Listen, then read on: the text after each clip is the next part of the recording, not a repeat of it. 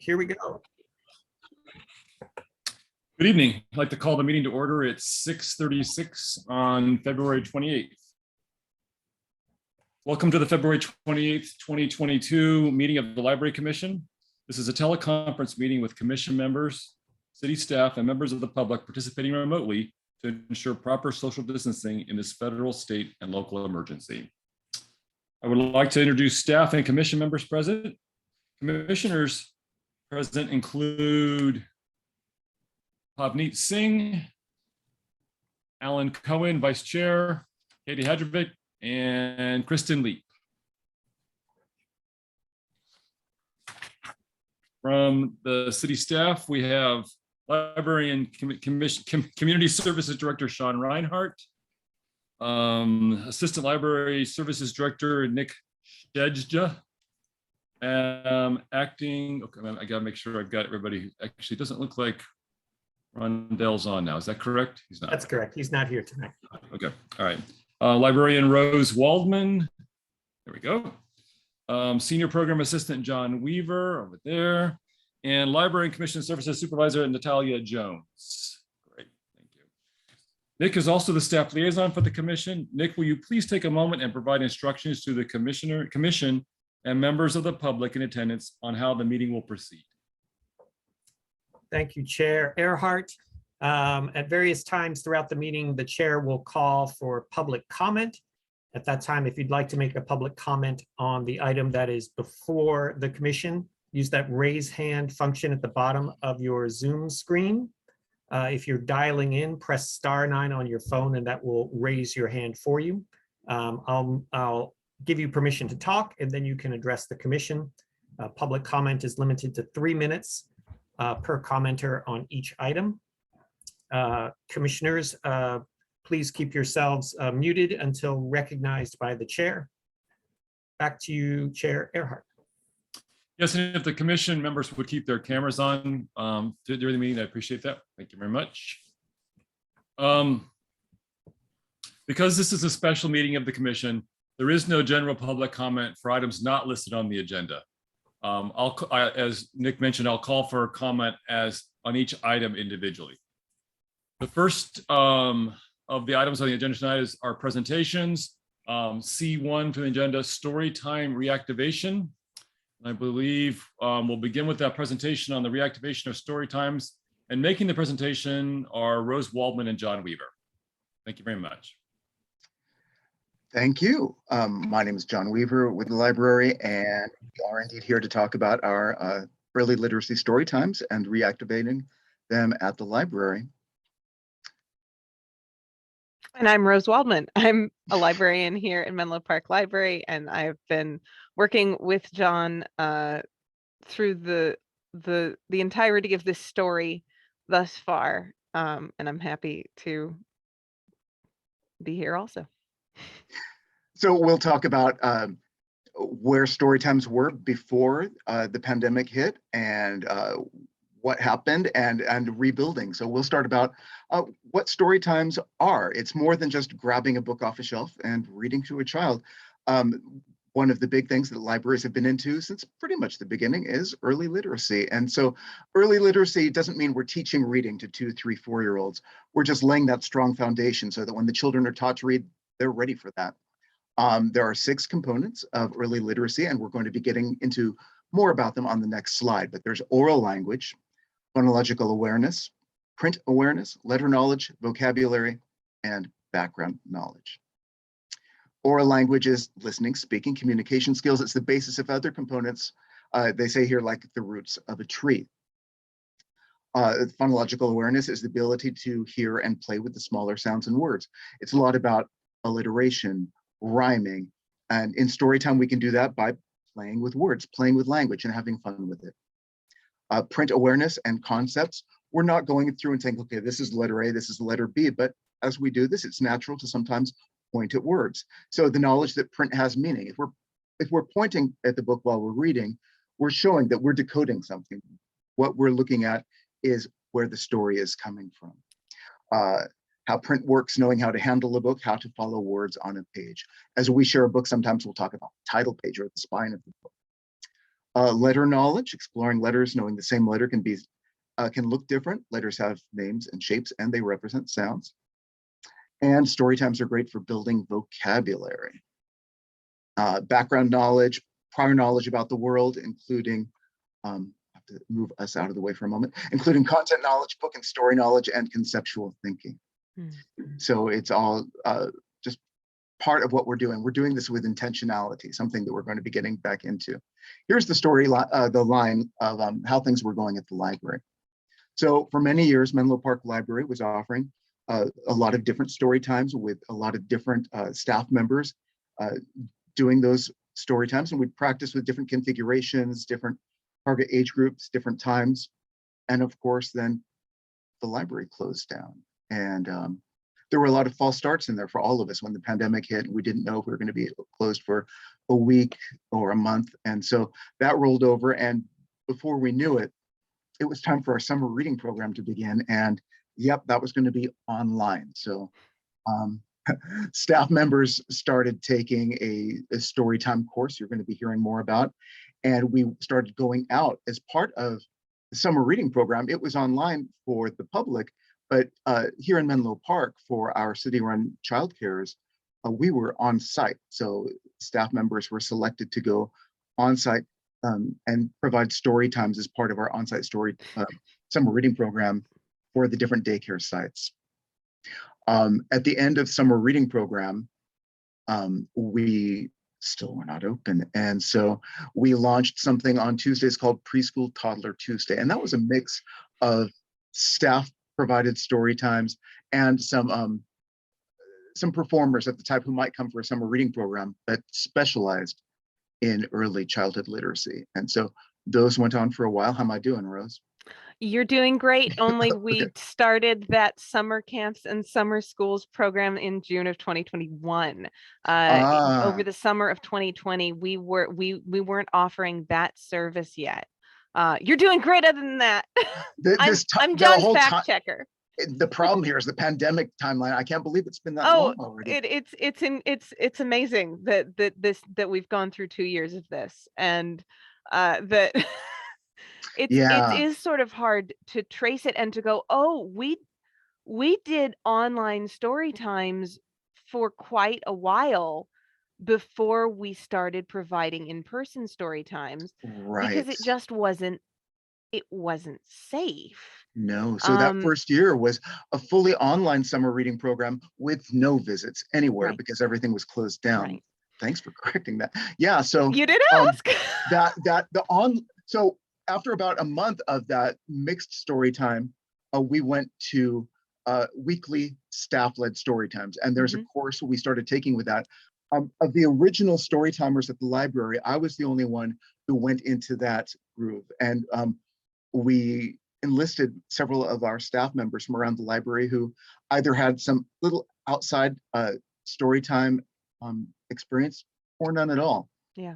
And we did that for a whole year before we were back on site at November 2021. And as Rose pointed out, and is in writing right in front of me, June 2021 is when we started doing the visits to the city-run the summer camps. And you're absolutely right, John. You are, through various people choosing to retire and people no longer working for Menlo Park Library, John was the only remaining member of the original Storytime team. So by the time we were offering those story times, and I visited you a few months ago, well, more than a few months ago at this point, to talk about our summer literacy program that we provided last year. But we were providing 10 story times a week just to the city-run camps and schools, plus another 2 online. And it was 6 staff members, all of whom, 2 of whom had presented Storytime ever before. Sorry, keep going, John. No, that's great. Thank you. So I mentioned that we are taking a course, and it is called Supercharge Storytimes. It is administered through a very experienced story timer, librarian, and researcher And there are four pillars of the Supercharge Storytime courses that we've all been taking. It's interactivity, intentionality, self-reflection, and community of practice. So we're all taking these courses. Right now, there are 11 of us, 11 learners, all learners. And when we went online to provide story times, we noticed some libraries were recording a story time and dropping it on their Facebook page or on YouTube. But what wasn't happening was the kind of thing you can get on a one-on-one or a library story time. And that interactivity is essential. You can't just be a face on the screen. So when we went that year to go online with the story time, our intention was to do our best to replicate a library story time as best we could. One of those things is what I'm doing right now, and I'm looking you in the eye. And that's a skill for people because we're so used to looking at those images on the screen as we talk. But we wanted those images on the screen. We let the children over so we can see them and talk to them. And you should see some of the looks on the kids' faces when we would say, "Oh, Jack, I love the red shirt you're wearing today." And the first time we'd say that to a kid, and you could watch them look at their caretaker, and they're just shocked. And so now, when we are doing these events, they are used to the interactivity of it. And it's skipping a little ahead to say that now that we're on site, we're seeing some of those children in person. And it's like we've had this long relationship with them, even though we might be seeing them for the first or the second time. It's so wonderful. It's really so is. wonderful. Yeah, it's we're minor celebrities, which is fun. But it's true. We were able to build that relationship through the camera, and I feel that it was successful and that we've been able to carry that over into our in-person story times. Yes. And the intentionality means we're doing this with forethought. We're not just taking that book off the shelf. We are being very careful about which books we choose and what we're emphasizing in the book. We are trying to pick something that's appropriate for the age group, and we'll get into that a little bit more too later because we were thinking 3 and 4 years old as we're designing our story time, but these days it's a little different. But yeah. We're looking at who we're reflecting, who we're showing, and how we're presenting as we go along. Beyond those first 2 pillars, which are about what happens at story time, there's what happens off screen and off stage at the library. And that's the self-reflection, the assessment. We are looking at what we're doing. We're thinking about how we delivered our story time. And we've got that community of practice, which means all 11 of us are looking out for one another. They're watching me and they're giving me feedback and Rose feedback, and we're giving each other feedback, and we're reflecting upon ourselves and each other's. And that's really stretching what we're doing and helping us grow as we continue to do this. That's absolutely right. On that subject. So obviously we've put a lot of thought into what we want story time to be. We don't want it to just be grabbing a book off the shelf. It's not just reading a book to kids. It is embodying all of these it's incorporating these early literacy components. It's engaging the parents and the caretakers. It's approaching story time with an equity lens. And in order to do all of this, this is the training program that John and I have put together for our staff, because as I mentioned, back when we were just starting to have Storytime online again and have Storytime for the camps and schools last year, we had a staff of 6. And as is the way of the world these days, a lot of those people have moved on to other jobs. A lot of our staff are what are called temp staff. And so we've hired on a bunch more staff. And so we were in a position of having these wonderful people coming from these diverse backgrounds, who are some of them whom are completely new to library work, and some of whom have worked in libraries before and even provided story time before. But we wanted to make sure that everyone was coming with the same values of early literacy and with the same preparation. So in order to do that, first we have all of our learners take the Supercharge Storytime's course that John has been talking about. That's a course, by the way, that is offered for free via OCLC Web Junction, which is a platform that offers free library-specific self-paced courses, webinar recordings, and other learning materials. So the learners take the Supercharge Storytime course. They engage in bi-weekly group trainings with each other. So we'll talk about what we've learned in the course. We'll talk about what we've learned by observing other story times, because that's the third aspect of this, is we observe each other providing story times, sharing the story times with the kids. And it's an opportunity to provide practice story times. And you have not lived until you've seen a group of grown adults earnestly singing head, shoulders, knees, and toes, just to support our colleagues. It's a delightful part of the week. And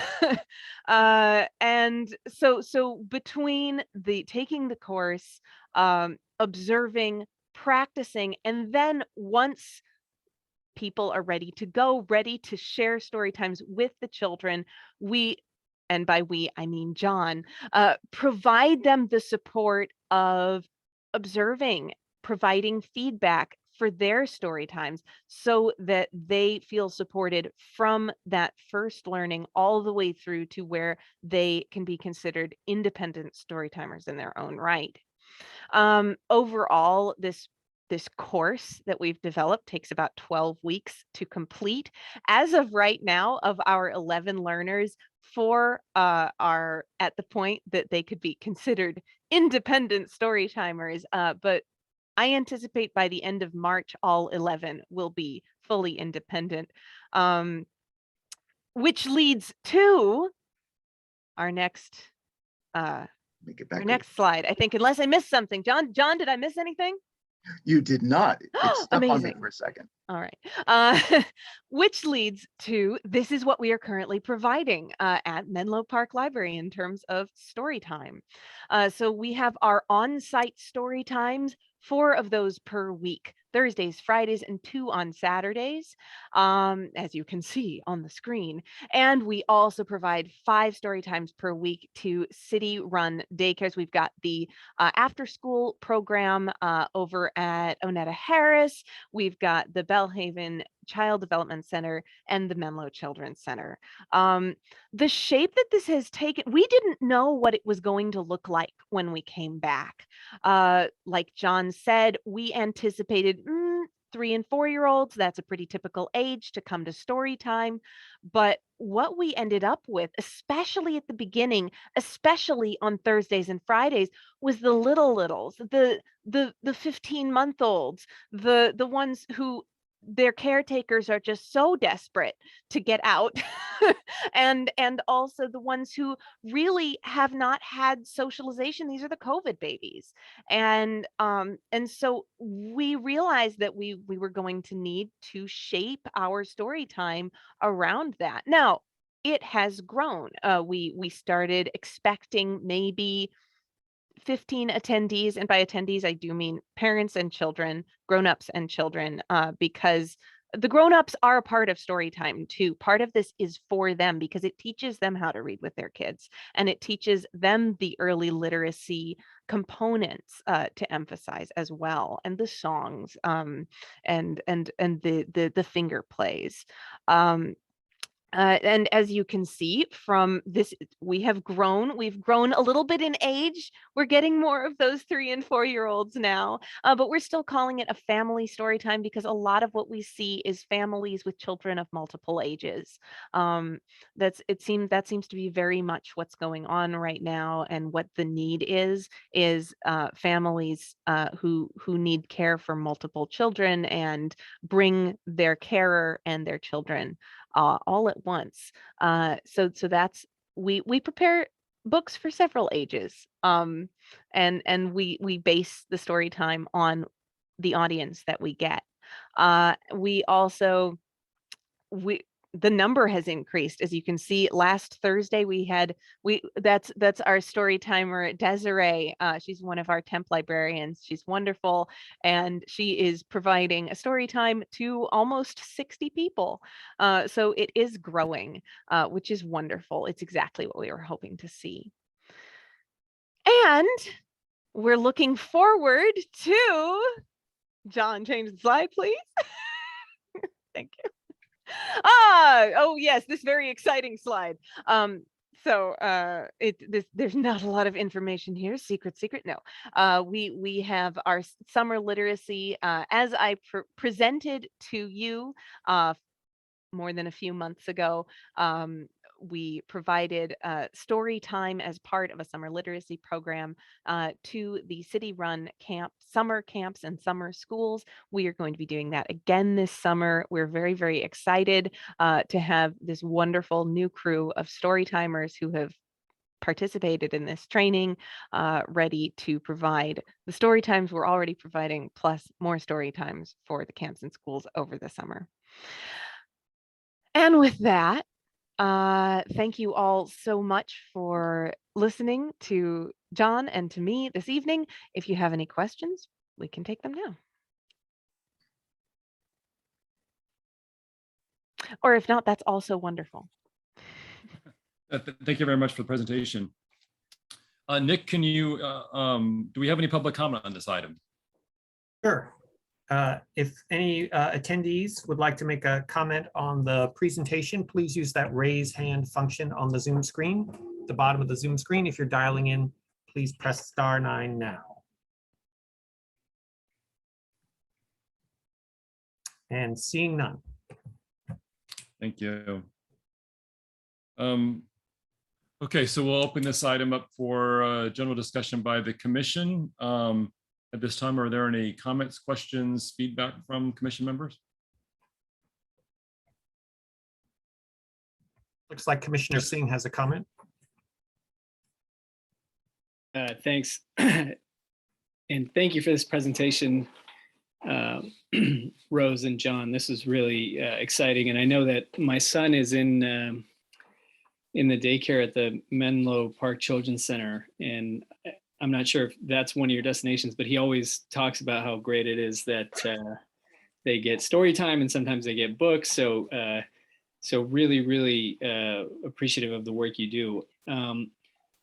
Just a question that I have is, how do you measure the outputs of what you're doing? Like, are there metrics around this? Is there an opportunity cost with how you execute some of these programs? How do you think about success? I mean, beyond some of the great things that you've talked about here. Well, for the training course itself, it's the idea that our colleagues have made it out and they're at that level, at the top level of the course. As far as the Storytime program, part of it is growth. We're seeing more people come, and it's hard to do, as one would in a school, test different points, since we do see the children week after week in many cases, but we can only do anecdotal kind of things largely. When children, sometimes we'll get a parent come back or a caregiver come back and say, "Oh, Mr. John, my child holds open the book and does it just the way you do." So we know that sometimes even the ones who are kind of running around and we're not too sure about, they're soaking it in and they are learning from it. Right. Mm-hmm. Just to add on to that, John, that's absolutely right. We do get that kind of feedback.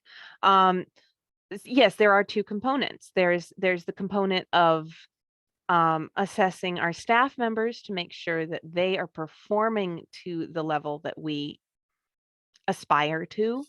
And then there's also the component, which I believe you're asking about, which is seeing the impact on the community. And I will say that because we are still very much implementing this training, we are still very much in the process. Like I say, we hope that all of our staff members who are currently involved in the training will be to the point where they are considered independent by the end of March. We haven't quite gotten to the place yet where we've figured out what evaluating community impact looks like, because it is still very much a fledgling program. So it's definitely a question for moving forward. Yeah, I can jump in on that too. Great information on that. I think there's also great question, Commissioner Singh. That these kind of early literacy outcomes on kind of a more macro level, there have been numerous studies that indicate that providing children with strong literacy education in the early years leads to better educational outcome later on in life. And conversely, when children do not have access to some of that early literacy education, then it can lead to adverse outcomes later in life. And even if a child has limited access to language and literacy experiences in the home, there's a lot of ground that they can gain through literacy-rich, expanded learning opportunities like story times in these outside of the home settings. And so we sort of rely on that rather extensive body of research and studies that's shown, the impact of these kind of programs to children's literacy and learning outcomes later in life. But I think to Rose's point, on the local level, we do also, and John alluded to some of this, circle back with the participants. Are they reading more in the home? When parents read to their children, is there a little bit more of that interaction that's taking place and so forth, the modeling.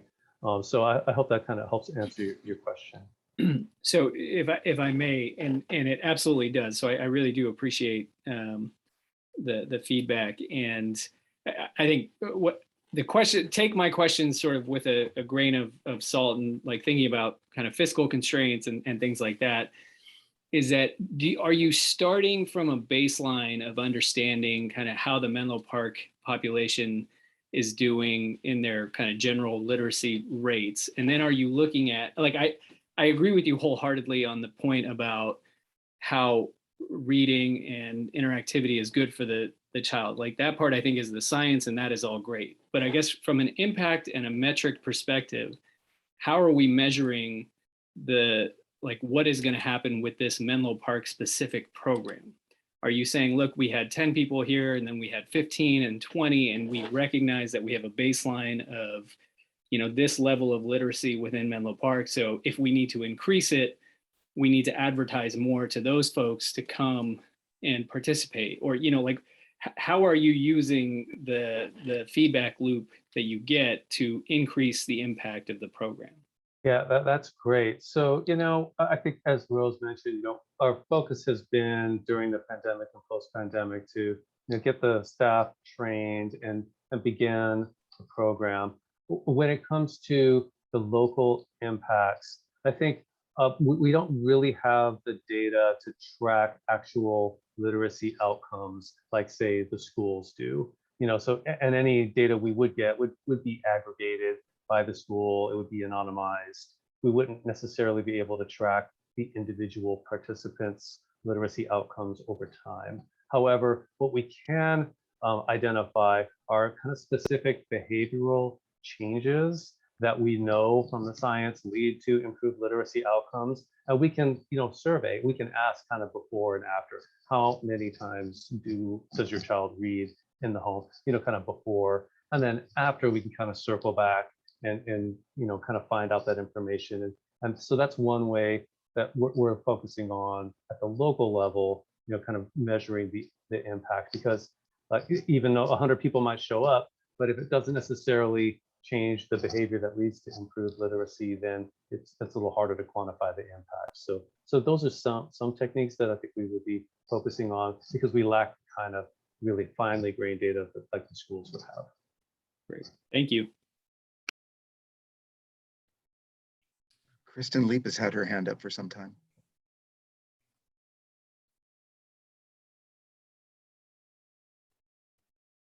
Am I officially called on? I think so, yes. Go Okay, ahead. cool. I'll take it.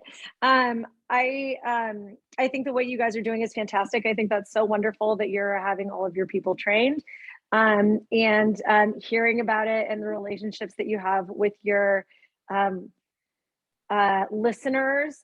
makes my heart warm and happy. So nice work. Thanks for sharing. That was great. Thank you. Thank you.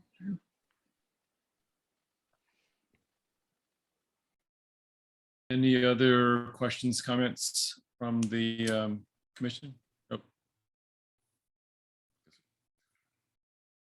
Go ahead, Katie. Well, I would like to thank you all as well. And I think I should probably mention, I've mentioned this in the past, but my daughter Ella actually is on the library staff, and she has been going through this training and is participating in the Storytime as a library assistant. And so I have seen at home the homework of the library staff that are going through this program because she lives with me right now. And I've just been like blown away by the things that she has been being taught. And I mean, I can only look at one library personnel, but the diligence that is coming with practicing this. And I have been read stories. My husband has been read stories. My dog has been read stories. And I really, read millions of stories to my kids growing up and never really realized all of the ways I could have been doing a better job that I see now.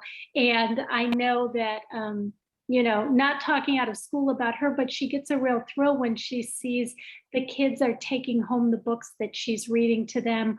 And her first library reading story time was a few months ago in Bellhaven, where I snuck in to watch, and about 7 minutes past the time, one little boy and his dad walked in, and they were there for story time. And so there were two librarians, one little boy's dad, and one librarian's mom, all listening to the songs and watching it. And so to see now, just a couple months in, the word is obviously being spread, and to know that you've got all of these people coming regularly, I just think it's wonderful. So thank you.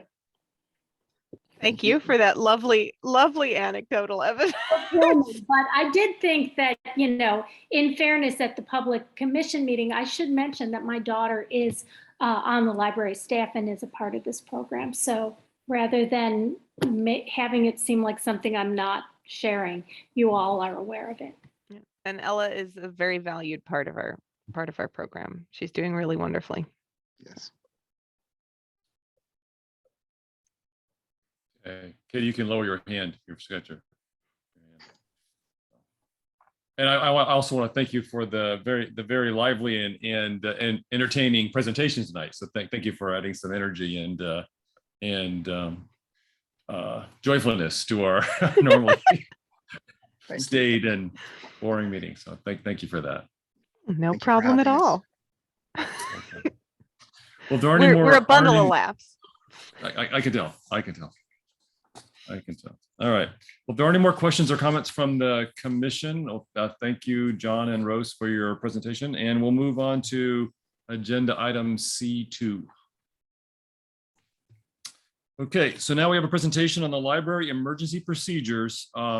And making the presentation tonight is the Library and Community Services Supervisor, Natalia Jones. Thank you, Natalia. Good evening.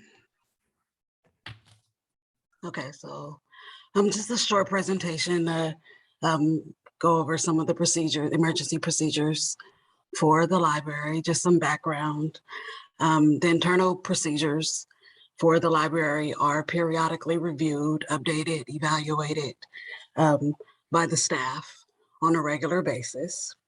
Our staff are trained regularly on the procedures, whether it be an in-service day, a training day. Upon hire, we make sure staff understand the procedures and are reviewed. Any emergencies that we have, we're immediately reporting those to emergency responders. Library staff defer to the public safety and the other emergency personnel, such as fire, PD, just for guidance or further direction on what to do in certain situations. Emergency procedures for the library buildings include how and where to report emergencies, how to evacuate from buildings and where to assemble after we evacuate.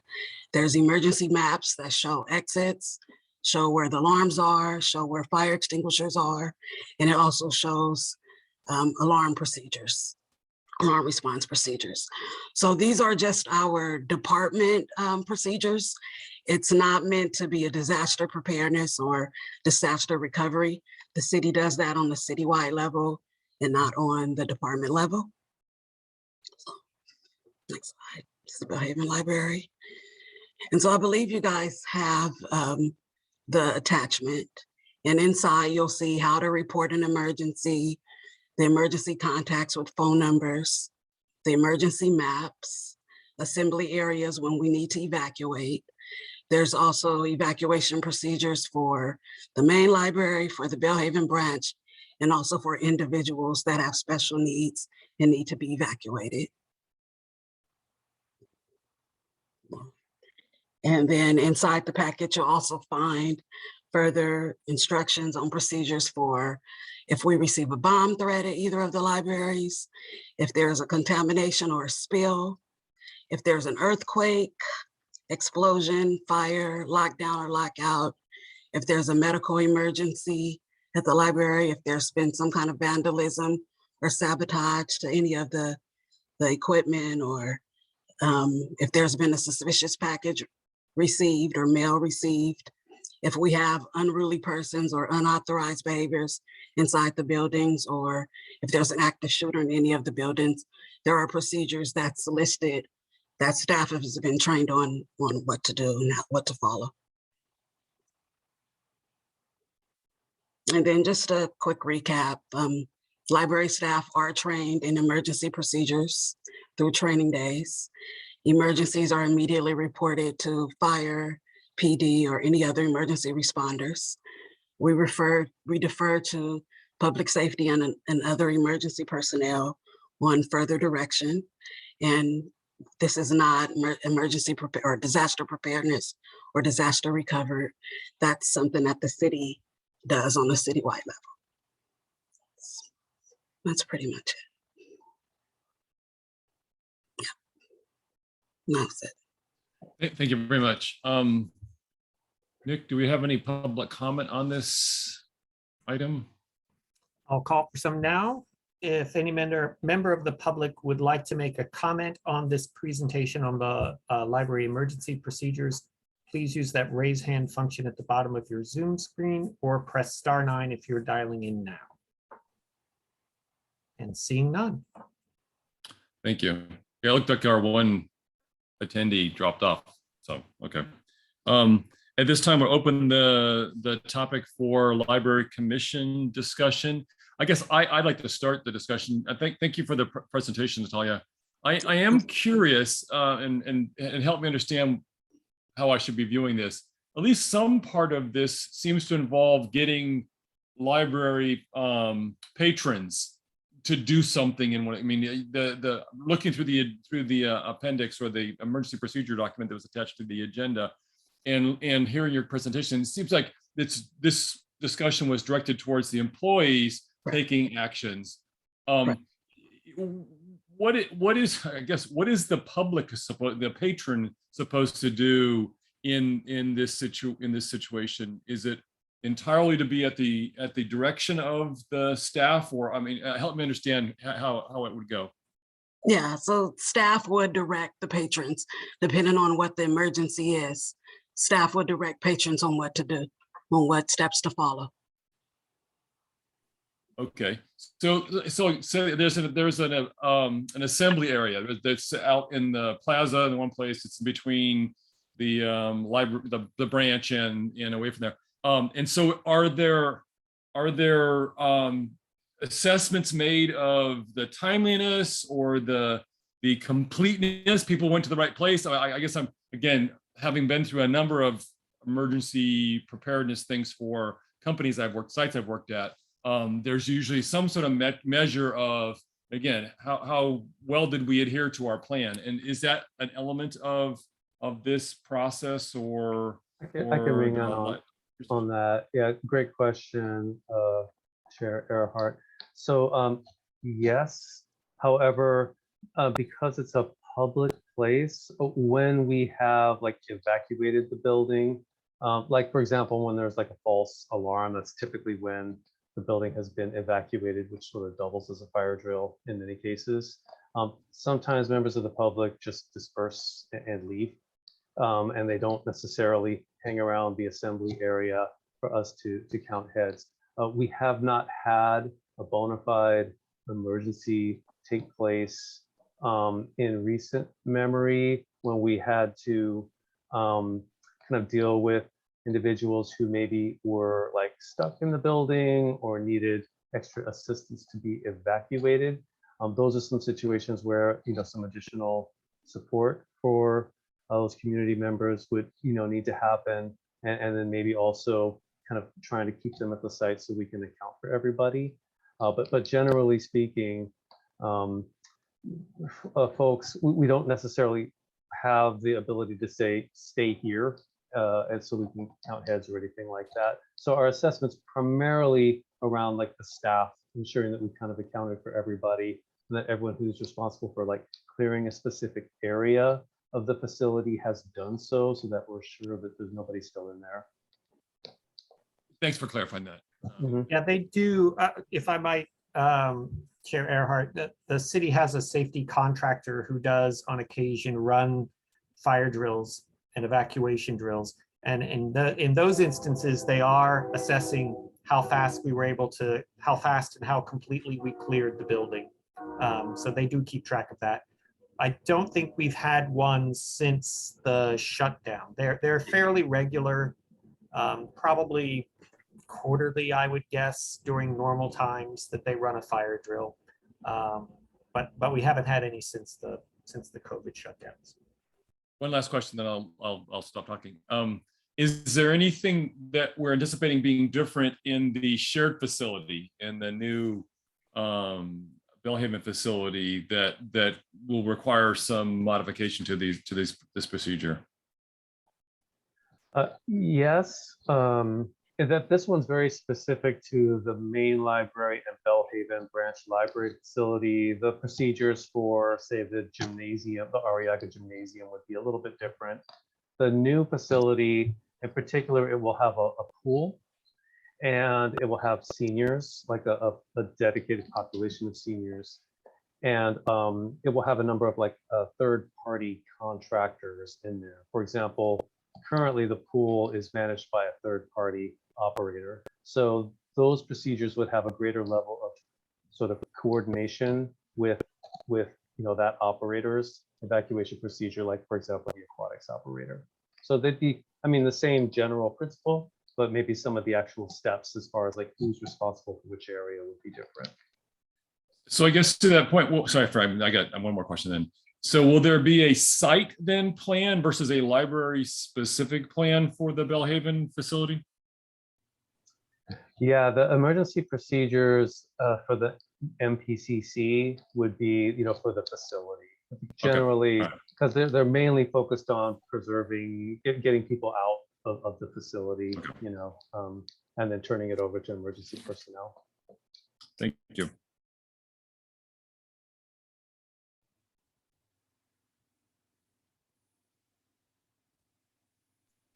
Can I ask a question, David? Yes. Oh, I didn't realize that was. Wondering how does the library staff communicate with each other when you're all on duty and different people are on the floor? Are you using walkie-talkies or are you relying on people's cell phones in terms of communicating what all's happening? Right. Yeah. Library staff do have walkie-talkies, which we borrowed from the community services team early in the pandemic when we were doing curbside service and people were sort of scattered around the building. We've kept those because we found out they were very useful for that sort of communication. And also now because staff areas are split between the two levels of the main library.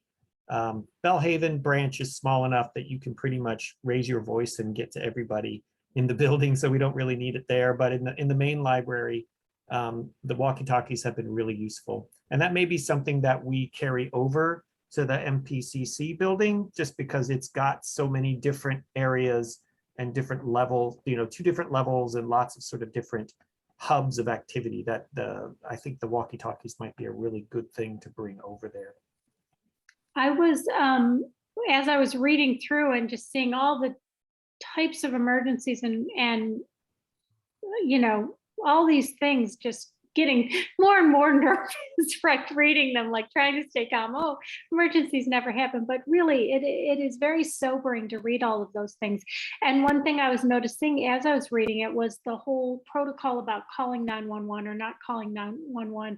And I wondered if you have training with staff talking about that. And specifically, I'm thinking about an issue more related to some sensitivity in the community about not always calling 911 right away in some situations that are not necessarily true emergencies like a fire or a bomb, but just maybe people that are seemingly disruptive or causing some concern. And I just wondered, what type of training are you going through to look at individuals that may or may not be causing a disturbance, so that all the staff is on the same page about what to do, and also what that page is, sort of what are you looking at? Yeah, so I think that the training that I've gotten and that we've passed on to staff from emergency responders is, if you think you should call 911, you probably should call 911. So that's about whether there's an emergency, and to err on the side of bringing emergency response to the library to handle that situation. But I think where your question is coming from is, having some sensitivity about different customers and serving different customers and different customers who might not be who at the library we see pretty much a broad spectrum of the community. So we have customers who are experiencing homelessness. We have customers who are experiencing mental illness, and we're very sensitive to the fact that calling police in some of these situations is not necessarily the first go-to. And we're able to address a lot of behavioral issues through dialogue and enforcing our behavior policy, so that customers can use the facility. All of our customers can use the facility safely, usually by just interacting and having a conversation with folks. So staff are trained that if they have questions, or there's sort of a situation that's kind of falling in, they're not sure whether they should do something, that it's pretty easy to reach out, especially with the walkie-talkies, for some backup and support from supervisory staff who have all been trained on those kinds of situations, and when it's appropriate and not appropriate to call 911. Yeah, did that help? No, that absolutely does help, and that's why my lead question was, how are you communicating with each other? Because I actually witnessed something that I was a little nervous, because I was in the library and someone came in and was acting in a way that was alarming to me, and I really was impressed watching one of the library staffers sort of take control, calmly deal with that situation. And then when I approached him and asked about it later, he said a lot of the lines of what you're saying, but I did think that there might be trigger happy patrons that want to call 911. And also I just wondered how you deal with training your staff specifically to become as wise as this more senior person was that I watched handle it. But I know that this is an issue of concern more and more now than it probably was 20 years ago, where the default was call the police and let them deal with it. So that's why I brought it up now. I know everyone's got a different definition of emergency, but this is probably something that you're seeing more often than anything else in the library. So I just wondered how your policy addressed it. And thank you for that. Yeah, and this policy, the emergency response policy, really only just kind of touches a little bit on like maybe unruly people or unauthorized behavior. It's more focused on the true, let's call 911 emergency because the building's on fire. We have a whole separate policy that gets a lot more detailed about just expected behaviors in the library and in other facilities. It's the facility use guidelines, which I think the commission reviewed, I want to say back in the summer of last year. And they're a lot more kind of detailed and specific about, here, first of all, with the idea that the library is and all of our public spaces, they need to be safe and welcoming so that everyone can enjoy them. And so then behaviors that sort of take away or deprive others of the opportunity to feel safe and welcome in the environment are the type of behaviors that are not acceptable. And the staff are very well trained and kind of discerning.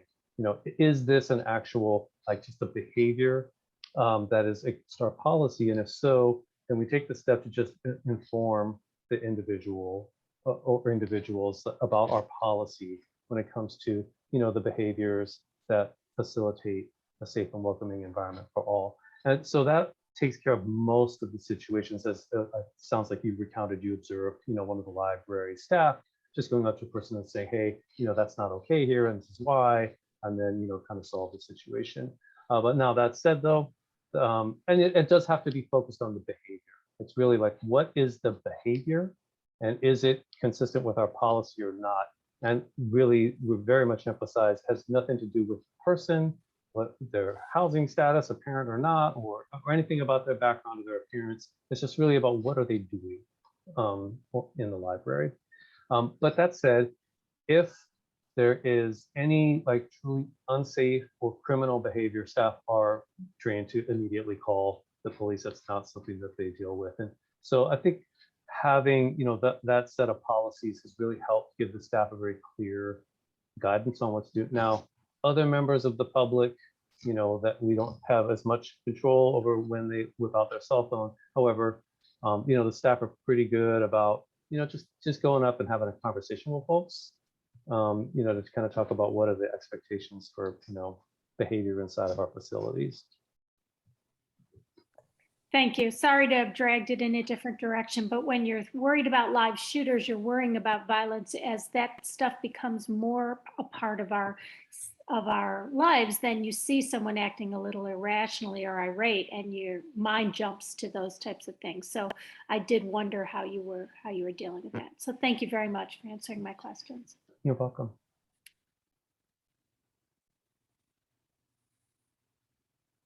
Any further questions or comments from the commission? Okay, thank you very much, Natalia, for the presentation. Appreciate it.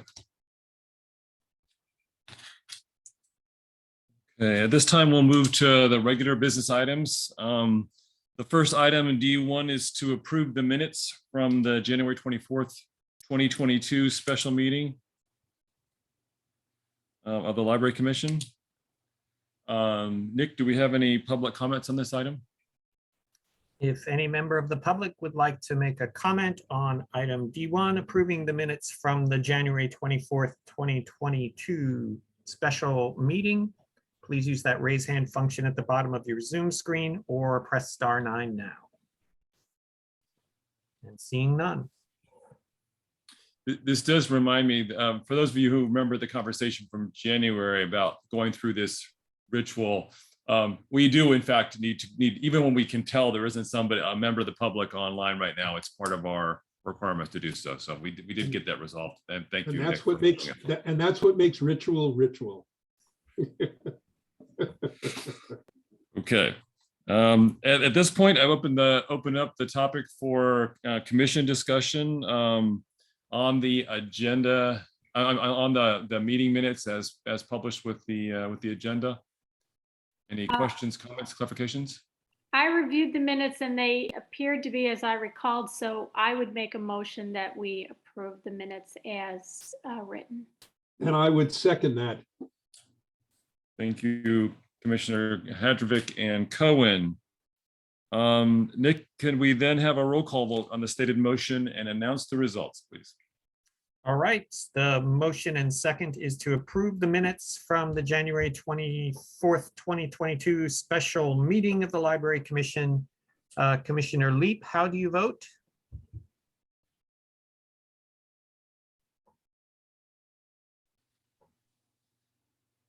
Maybe we'll put a pin Commissioner in Leap, that. we can neither see nor hear you. She might have stepped away for a moment. Maybe we go back to her. We'll come back. We'll come back to her. Commissioner Cohen, Vice Chair Cohen, how do you vote? It's an affirmative. Commissioner Singh, how do you vote? I vote aye. Commissioner Hadrovich, how do you vote? Aye. Chair Earhart, how do you vote? Approve them. And Commissioner Leap, how do you vote? I swear I've been here the whole time. I heard everything you said. My hands were not available. I vote in favor. Thank you. Sorry. Thank you very much. The motion passes unanimously. Thank you. At this time, there'll be a staff report on the library collection development policy. And I'll go ahead and make a short presentation. From time to time, we bring policies in front of the Library Commission.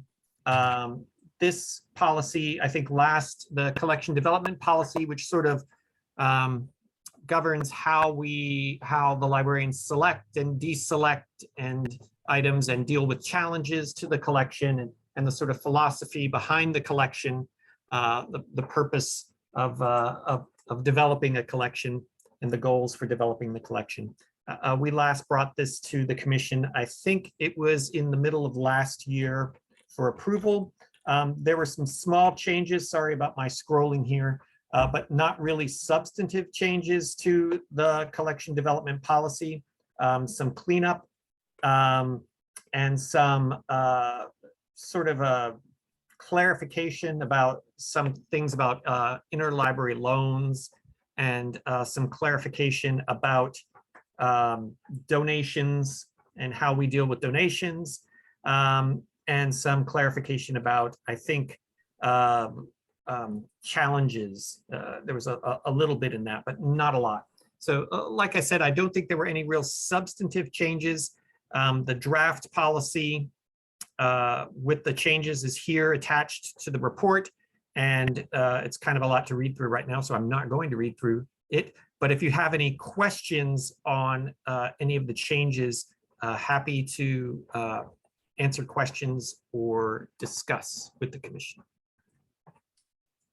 thank you, Nick. Well, just to clarify, it was May, according to the notes here, it was May 2019. So it's been almost 3 years since we looked at this. Okay, So, time goes fast during the pandemic. does. It felt like it wasn't that long ago that COVID time warp. Same thing.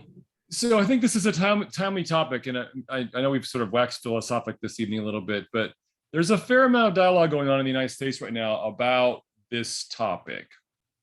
And could staff describe sort of, is this a library staff wholly, sort of, I don't want to say controlled, but motivated, selection process, or is it somehow influenced by a larger community focus? I'm just trying to understand how the process works. Some recent editorials, op-eds about this topic. So I guess I am, very much interested in the staff's perspective and how this procedure reflects, that perspective. I'll maybe just put it in a nutshell to say, yes, community needs and interests absolutely drive the collection development policy, with the caveat that on the side of inclusivity of all points of view. So to the extent that community needs and interests, that where they're being included, yes. Where there might be some community needs and interests to exclude certain points of view, that begins to kind of run counter to, I think, the purpose and intent of a public library. And, and some of the the kind of criteria that have been set forth in the Library Bill of Rights, and even the American First Amendment in the U.S. Constitution, that, then at that point, the staff, and I think this is where some of this controversy may be, of the moment is happening elsewhere in the country, would sort of assert that, well, no, all points of view need to be included in a library collection. And so, efforts to ban certain titles generally are you looked at, pretty critically, I think, from a librarian perspective. But it's not because to favor one particular point of view over the other, but it's more to just ensure that libraries are as inclusive as they can be.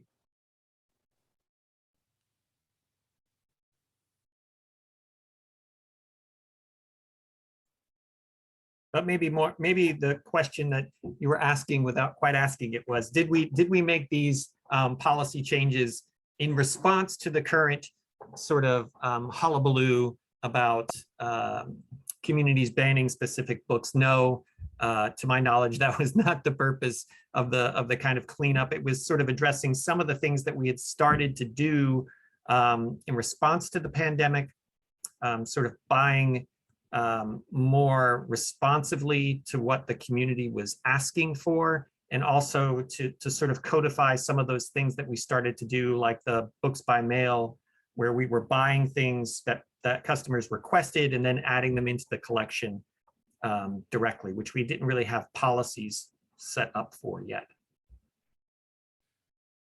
Thank you for that. And I wasn't trying to be, surreptitious about my question. It was really more, you look at the library bill, what's the bill? I want to say it's Bill of Rights. What is it called? The freedom to read. The Library Bill of Rights. Yes, it was Bill of what it Rights. says. Mhm. So would I interpret the activities going on in other parts of the country with material like this, where would I hear them saying they adhere to the same Library Bill of Rights, or would our difference be that they don't? Because it's, I guess you use that as the sort of shield by which you stand. We make our decisions based on this. If I went into a community that's potentially taking a different position, and they said, yes, we're also using it, because is that I guess I'm just trying to understand. Is the Bill of Rights that specific, or is there still an element which reflects judgment, which then is influenced by community, direction, or I think that's a great observation. One thing that I've observed in the latest round, and this has been fairly consistent with past ones, is that a lot of the sort of the more censorious sort of efforts tend to be focused in schools, because there's a little bit of a different criteria going on with like the adoption of school curriculum. And there's a little bit more sort of leverage that exists, like politically speaking, I guess, over like school libraries, school curriculum, because of boards of education and some other factors. I will say that, but even in those cases, when it comes to like the school library, as opposed to the school curriculum, when you look at the Library Bill of Rights, it's pretty straightforward as far as libraries should challenge censorship, which is, Article 3, or libraries should cooperate with all persons and groups concerned with resisting abridgment of free expression and free access to ideas, which is Article 4, all of which is, pretty consistent with the spirit of the First Amendment of the US Constitution. So now I would say in those other communities, fortunately, that's not really a thing that's prevalent in the Bay Area at all. That kind of, trying to remove certain ideas from circulation. In those other areas, a lot of that activity is focused in the schools. Some of our colleagues in public libraries, do encounter it, but they have kind of, I think, fewer pain points applied to them than schools do. Thank you for the dialogue about that. I appreciate it. Other questions, comments from the commission?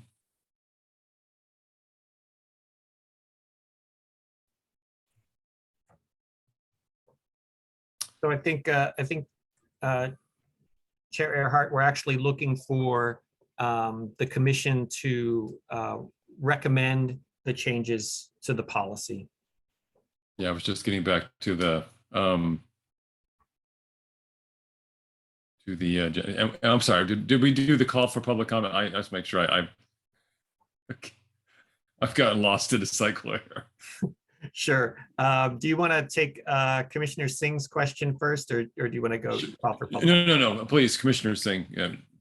Thanks, and thanks for providing the context on this. I'm curious, in this first evaluation of criteria, you talk about assessing whether there's accuracy of information and depth of content. How does the library staff do that? Do you have people on hand who read through everything, or do you take outside reviews, or how do you do that? Yeah, usually it's outside reviews. So there are several professional journals, Library Journal, which is a publication of the American Library Association. There's Book List. There's Publishers Weekly, which is a little more sort of bookstore oriented and less library oriented. And there's Kirkus Reviews, which is a little more academic. So there are, and then, there's also the sort of reviews that you would get from the Chronicle, the Atlantic, the New York Times, the Wall Street Journal, New York Times Book Review. So yeah, those sort of professionally reviewed things is often a starting point for those. But also it's a way to sort of talk about self-published material that may not be necessarily as in-depth as something that might have been sort of peer-reviewed, as it were, for publishing purposes. So that's sort of where we start with that stuff. But we don't read everything before. It's impossible to read everything all the way through before selecting it for the collection. Yeah, but is there a team, like, do you have a team of like researchers, or is this like an executive committee that says, okay, we have these reviews externally, we agree with them, or and so yay or nay on keeping the book? Right. Yeah, actually, there is a collection development team. It's basically different librarians sort of carve up the collection, and different librarians are in charge of different areas. So not one person is picking the whole collection. It's too big of a job. And so they tend to be able to drill down a little bit more into the subject matters that they're selected, or they're tasked with selecting. Good. Thank you. Can I ask a question? Sure. This is in the weeds of it a little bit, but since we've kind of been on this topic, in the event that you do have a patron that's coming in and asking for a specific title on something, some issue that may or may not be controversial, and it's not a book in our collection. So I'm assuming, I'm throwing this out there so I can complete the thought, and then you can comment on it. Okay, we don't have that book, but we would get it.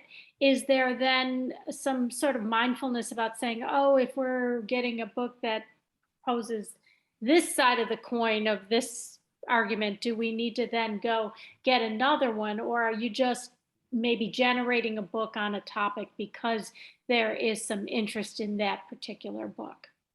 Yeah, I think we try to keep the collection balanced. It's difficult to do, but we try to. I think you have to sort of also try to figure out if the request is kind of a one-off, or if there's sort of broader community interest in a topic or a certain take on a topic. And it's, having been around in this community for 30 years, almost 30 years, you get a pretty good idea of what's kind of a one-off and what's kind of bubbling up for a change in what people are interested in. So you might, for instance, start off with just getting it through interlibrary loan, a book on a topic, or borrowing it from another library. But if we have these periodic collection development meetings and staff meetings where people talk about, and we keep lists of things that are requested or questions that are asked for materials that we don't have. And that's one of the ways we sort of decide what to buy, or what sort of subject areas to buy more of. So it bubbles up from the requests from the community, and then we sort of try to meet that need.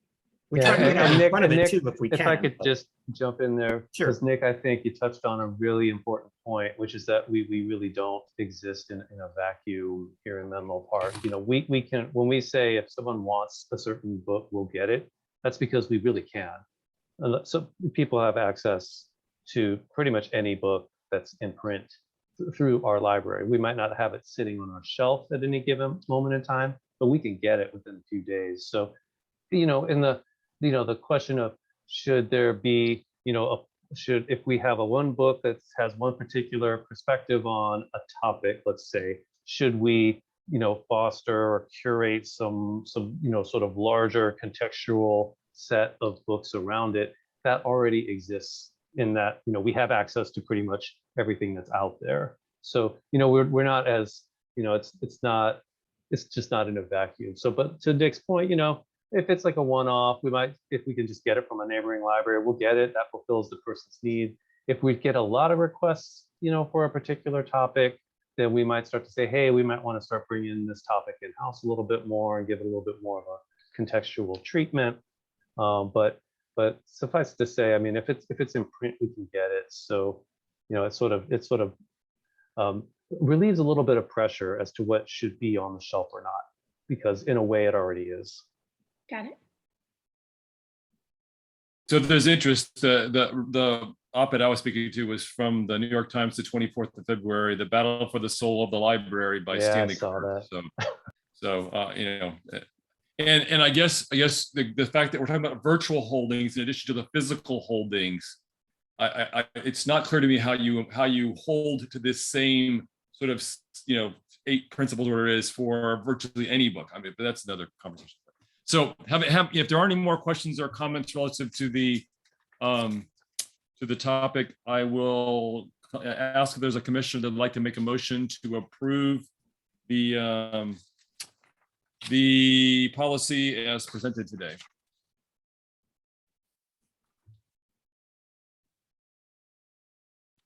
I'm happy to make that motion to approve the policy as presented today.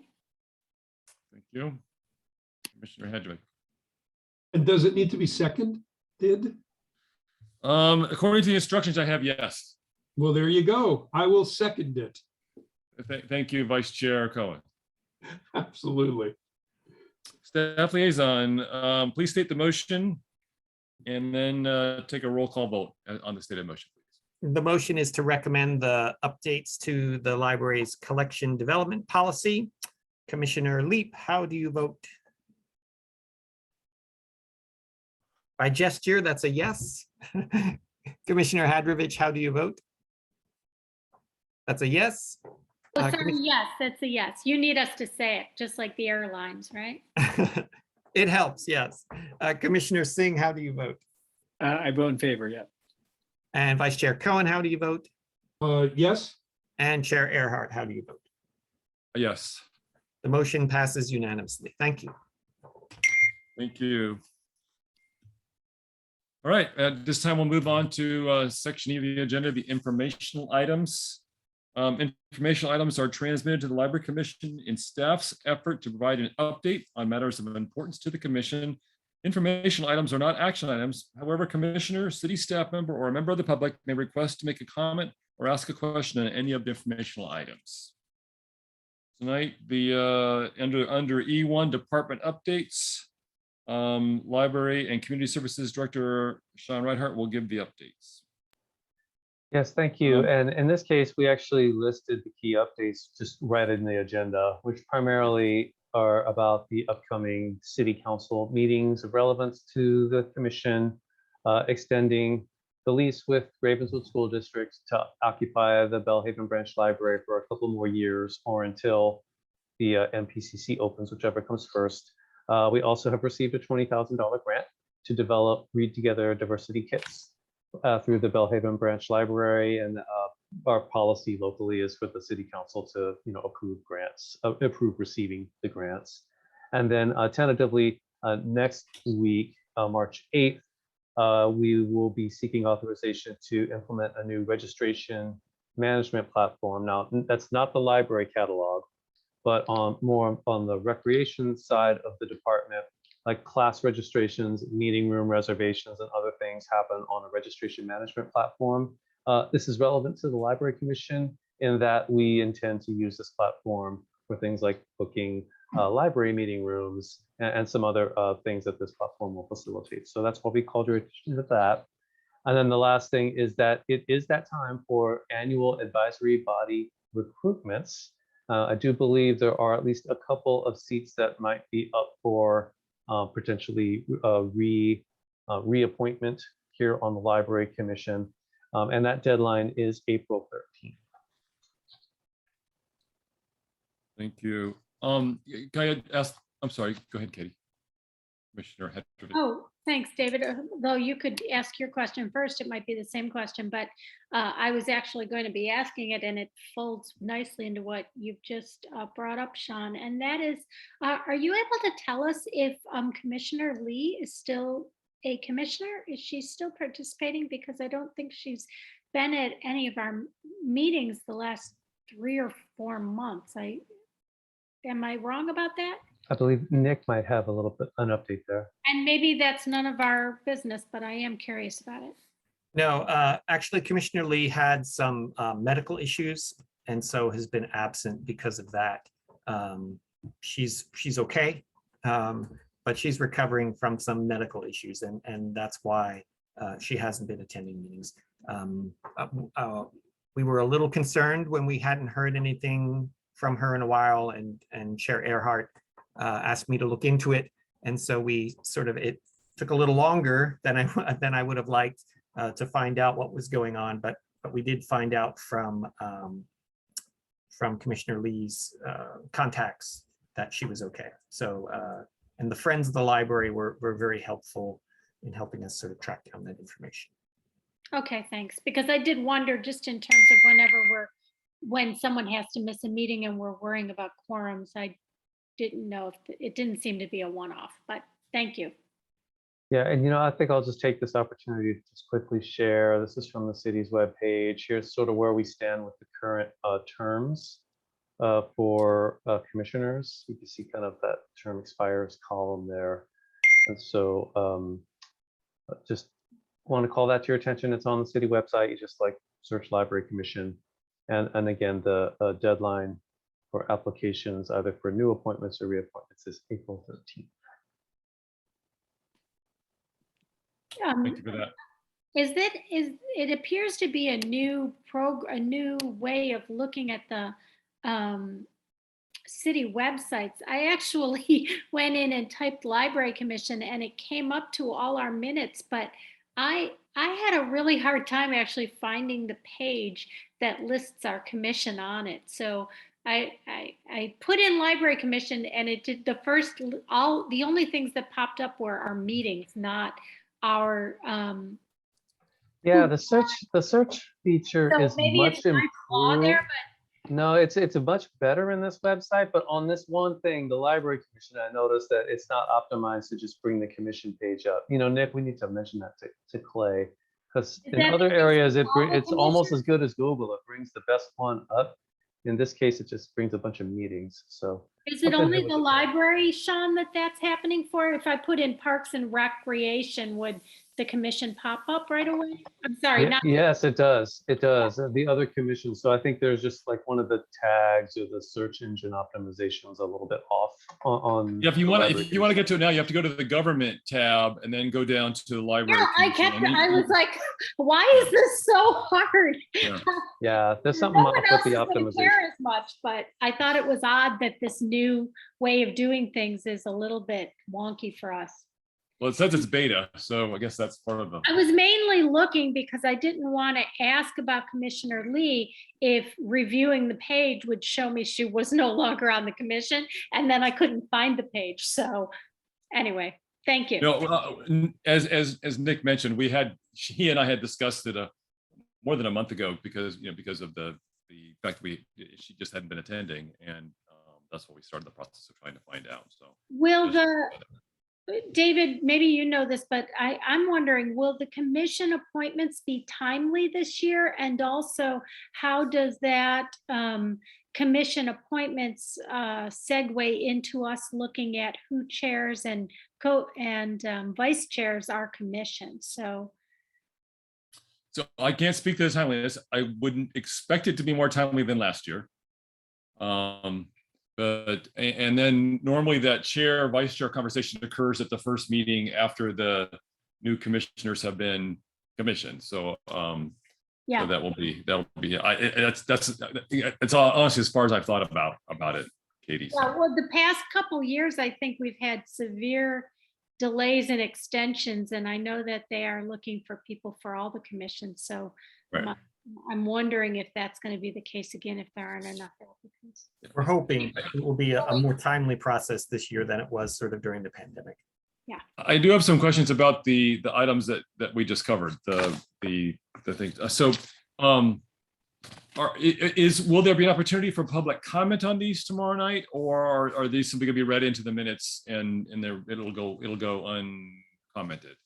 Yeah, the two of them are tomorrow night. That's the Bellhaven Library lease renewal, and The then first the two on the read, list, yeah. the first Okay. two. And so they're on the consent calendar, but there is an opportunity for public comment on those items.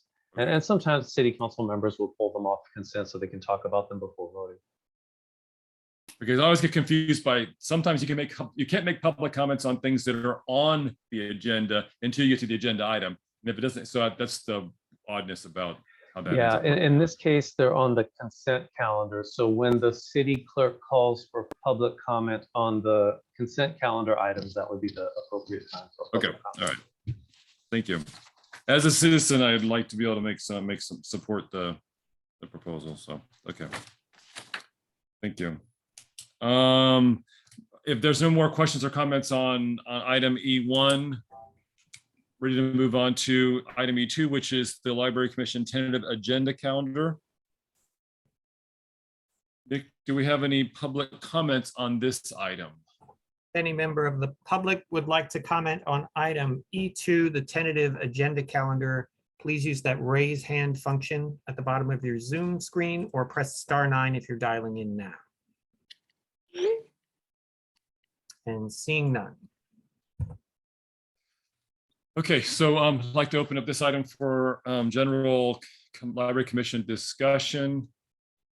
I'll jump in there because I know we'd had this conversation about a commission dinner event or some sort of thing. Given that we're getting close to the end of two of the current commissioners' terms, is there an opportunity in March, for example? I guess I'm looking for when we would do that, where we wouldn't miss. Also balanced with COVID and various other things, missed the opportunity to accommodate that.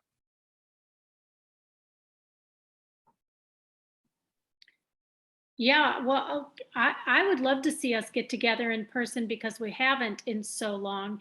And also, certainly if some of the members that terms are coming to an end are not going to sign up again, I would love an opportunity for us to get together. I'm also wondering, along with that, David, if we are going back to in-person meetings starting in March, or if we're going to continue on a Zoom. Or if we're going to have a hybrid. But I'm in favor of having a group meeting if we can, sooner rather than later. I can't speak to the face-to-face part. I do know that the independent redistricting commission is meeting hybrid, but the members of the public aren't allowed to be in the room for the in-person portion of it. So I don't know what the next step in this for us. Does the staff have any insights in terms of what the city is going to do? Well, where we are with advisory body meetings, I think is taking the city council kind of taking the lead on that. So right now, the city council has kind of resumed hybrid meetings, but those meetings are taking place in the council chambers, and as you mentioned, the public's not really allowed to come in yet. So it sort of remains to be seen when the rest of the commissions would be sort of greenlit to return to some kind of in-person meetings. One of the challenge of the hybrid meetings is just like the technology setup that's required. And so the city council chambers is kind of the only room set aside for that. So my guess, crystal ball would be that at some point, just in-person meetings would just resume, and then we would just go back to those. regarding like a gathering, traditionally, or at least, well, the last time that there was a gathering, it took place in July. And even like the commissioners who maybe had, left the commission recently would still be invited and come to that particular gathering, even if it was a couple months after they stepped away from the commission. So, and there is currently like kind of a gap in July, kind of for that reason. And another advantage of that is that any newly appointed commissioners, if any, would have the opportunity to also join in that couple months after they're appointed.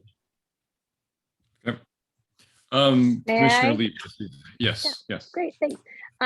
So I just wanted to provide historical context as well, that during my tenure as commissioners have moved on by choice or by usually the ones who, filled 2 terms were particularly celebrated in a small way, and then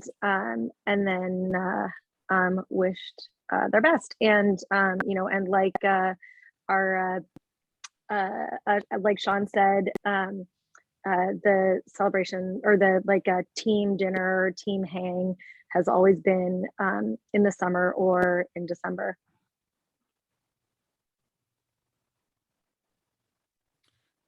Okay, thank you. Nothing to say we can't do both. No, July wants to celebrate outgoing commissioners and welcome incoming commissioners. Sounds nice. We could have some crossover there. It doesn't have to be, but I think we have to agendize how did we do it last time, Sean? I think we agendized a special meeting where we just sort of called it to order and then closed it. And We then adjourned. we had to approve the minute. I believe we approved the minutes from the prior meeting. Yeah. At that meeting on that. Yeah. And then adjourned to dinner. And I think we actually convened the meeting at the library, if I'm not mistaken. And then last time we actually walked Walked across the street. Trellis. Yeah. I recall that. Yeah. So I was just, I mean, I'm not pushing for anything sooner or later, and obviously July is more likely to be possible than March at this stage of the game. So I just and I appreciate Commissioner Leap's reminder of celebrating the service of commissioners as they choose to move on with their public service. So okay. So just to go ahead, Katie. Well, I would just love to say that, Alan, I hope you'll consider re-signing up, because I consider you a valuable member of our commission. And if you are able to have another term, I think that you're eligible. So certainly I would be one of the biggest cheerleaders for that. And I felt like I should say it at a meeting so that you know that you've got some support and respect and admiration for the work you've done on the commission the past 4 years. There you go. Sure. So, yeah, fine. Oh, okay. Well, there you Well, go. since you broached the subject, that was I've invested all this time in nurturing you as vice chair. I didn't want to lose. Well, that's why I was wondering, Ah. can we get So there's an agenda position here. of authority before the commission, a new commission is appointed? Is there a scepter involved? Is there a special? I know this. The vice chair gets an so orb. perhaps we can. You have to move I'm up. to the looking top. for I'm We have to looking, move looking on. for something. No, nothing comes to mind. Well, while there's all this camaraderie happening, is it generally the consensus here that maybe we tentatively plug into July, like a commission gathering Yeah. then, just get it in the calendar? Yep, that's Yeah, fine. that I would agree. be fun. Okay, we'll plug it in then.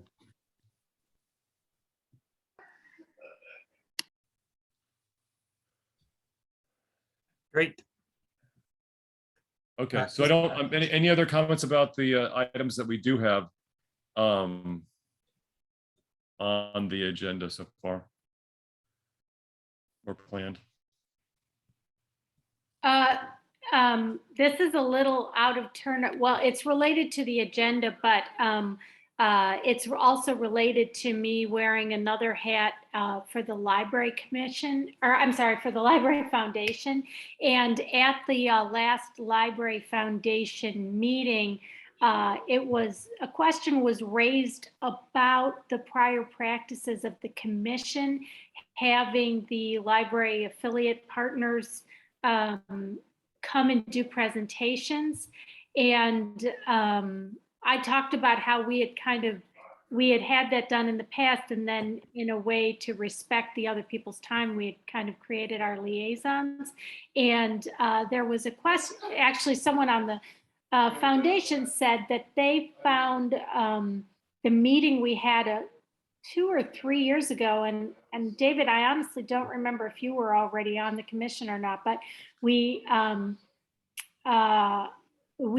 everyone come in that was a library affiliated program or partner, and everyone gave a quick little introduction of themselves and what they did. And anyway, this person on the foundation said that she found it very valuable. And since we have not hosted one of those in quite a while, and there may be new players on all the different affiliations, I'm just making a plug to maybe think about hosting another one of those meetings of the different programs at one of our commission meetings in the next few months. I did participate. I mean, I know Jim Lewis presented. I know the foundation presented as well. Remind me, staff, but I thought we had made an intentional decision not to go forward with that. So, Well, If my memory serves correct, there were at least one of the groups sort of they view themselves, I think rightly, because this is what they are, a completely independent nonprofit organization. And so the sense that, you know, they were sort of being called to report to a commission that has no necessary jurisdiction over their activities was something that they were sort of not getting their heads around. And so if we do that kind of information exchange going forward, I think it's just the way that it's framed, so it doesn't come across as something that it's not. Which, you know, it's basically, hey, here's an information exchange because we all love the library and we're part of the library, and not so much of, hey, we're reporting to you. And in fact, if I recall correctly, the answer was, when are you, the commission, going to come and report to us? right, and Right, yeah. David, you're right, and that was what I actually mentioned to the foundation and why we created our liaisons. I just think what Sean is saying right now, the way he's phrasing it, is exactly something we might want to think about: an invitational and an opportunity for all the players to just sort of reacquaint with each other, and it might even be an opportunity for us to reacquaint with this changing landscape of saying, this is how we've pivoted during a pandemic, or this is how we think our group is going to emerge. And we might even think about, if we did it, have one of us, the chair or someone else, come up with just a few talking points for what our commission is doing. But I just think it might be a friendly event we could consider at one of our meetings if it looked like we had time and space for it in the spring. okay, thank you for the suggestion, Katie. We'll give that some consideration. The only other thing I would ask is, we had penciled in another MPCC project update for April or September.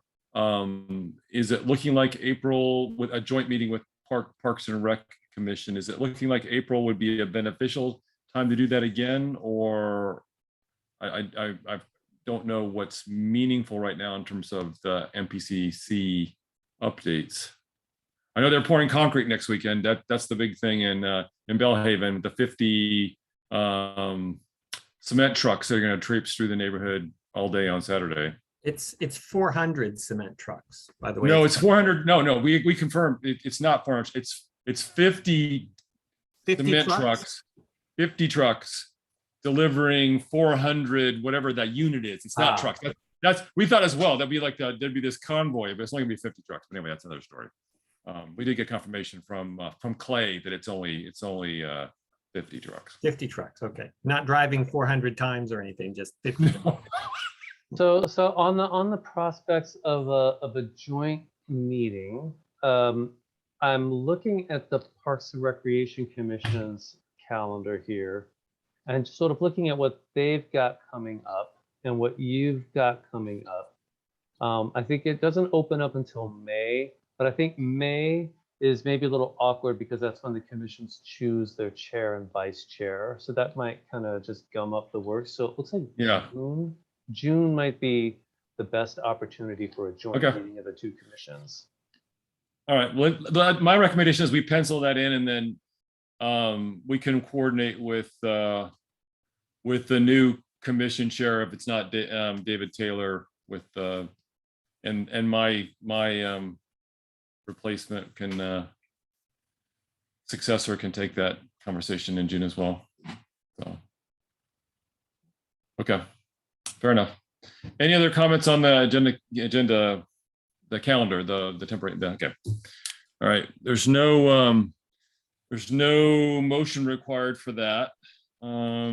At this time, we'll sort of close out the meeting with any commissioner reports. Would any commissioner like to make a short report out? Yes, Commissioner Hedgewick. Very briefly, on behalf of the Historical Association, they actually are looking for new board members. So if you know of anyone that might be interested in that, you could forward them my way, or you could forward them probably Sean or Nick's way, or just tell them that go ahead and contact the Historical Association. And likewise, the foundation is also looking for new members. Particularly, they would love to seat another board member or two from the Bellhaven community, given that we are in the process of building a new library there and we'll be raising funds for it. Thank you. Any other commissioner reports?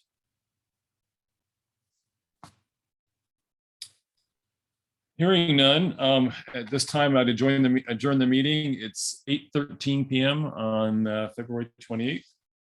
Have a good rest of your evening, and look forward to talking to you next month. Thanks, everybody. Bye, Bye-bye. everybody. Bye. Thanks, guys. Bye.